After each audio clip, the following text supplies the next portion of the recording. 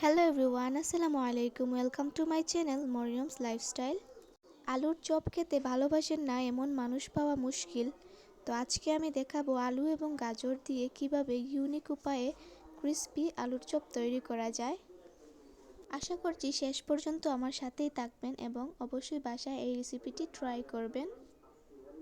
প্রথমে আমি গাজর এবং আলু একটি গ্রেটারে গ্রেট করে নেব। অর্থাৎ যতটুকু আলু দেব ঠিক ততটুকুই গাজর দেব সমপরিমাণে।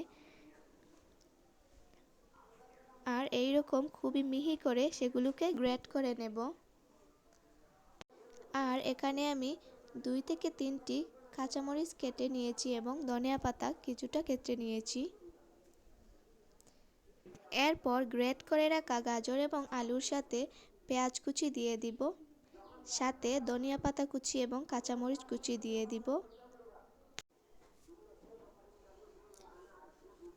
এগুলো দেওয়ার পর আমরা বেসন দিয়ে দেব। আর এখানে বেসন হচ্ছে সবচেয়ে মূল আকর্ষণ, কারণ বেসন দেওয়ার ফলে আলুর চপগুলো অনেকটা ফুলকো হবে এবং অনেকটা মচমচে হবে। তারপর এখানে স্বাদমতো লবণ দিয়ে দিলাম এবং স্বাদমতো হলুদ, মরিচের গুঁড়ো, পাঁচফোড়ন এবং ধনিয়া গুঁড়ো দিয়ে দিলাম।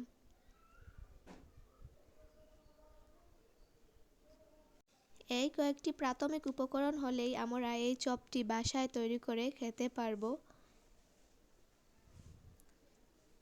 সব উপকরণ দিয়ে নেওয়ার পর আমি খুবই ভালোভাবে হাত দিয়ে চেপে চেপে এগুলোকে মিক্স করতে থাকব। অর্থাৎ যতক্ষণ না পর্যন্ত গ্রেট করা আলু এবং গাজরের সাথে বেসনটা অ্যাডজাস্ট হয়ে আঠালো ভাব সৃষ্টি না হচ্ছে ততক্ষণ এভাবে মাখাতে থাকব। তারপর গরম কড়াইয়ে মিশ্রণগুলোকে একটা একটা করে ছেড়ে দিব। অবশ্যই তেলটা গরম হতে হবে, তা না হলে মচমচে হবে না।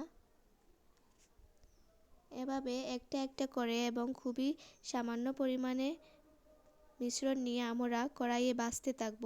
বেশি পরিমাণে দেওয়ার ফলে অনেক সময় দেখা যায় যে ক্রিস্পি হয় না, অর্থাৎ ভেতরটা কাঁচা থেকে যায়। তাই এখানে আমি বলবো সামান্য করে তেলের ওপর ছেড়ে দিতে। এভাবে কতক্ষণ অপেক্ষা করার পর এক পাশ ভাজা হয়ে গেলে আমরা চামচ দিয়ে নেড়ে অন্য পাশ ভাজতে থাকব।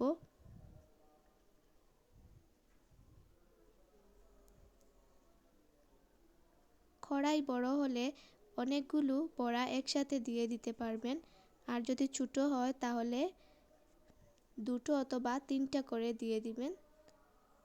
এভাবে চামচ দিয়ে সবগুলোকে অ্যাডজাস্ট করে দিবেন যাতে সমপরিমাণ তাপ পায় এবং ভাজা হয়ে যায়।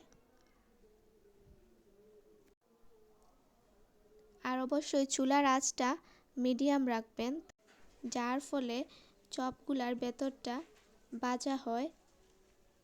আর যদি বেশি হিট রাখেন তাহলে অনেক সময় পুড়ে যাবার সম্ভাবনা থাকে এবং উপর কাঁচা থাকে। এরপর আমরা চামচের সাহায্যে চপগুলোকে এপাশ থেকে ওপাশ উল্টিয়ে ভালোভাবে ভেজে নিব।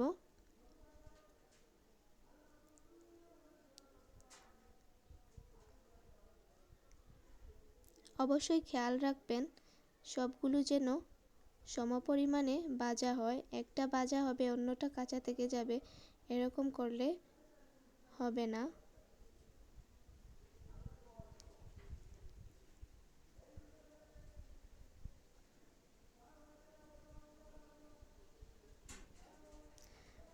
যখন বাদামি কালারের রং চলে আসবে এবং ভাজা হয়ে যাবে ঠিক তখনই আমরা তেল জড়িয়ে চপগুলোকে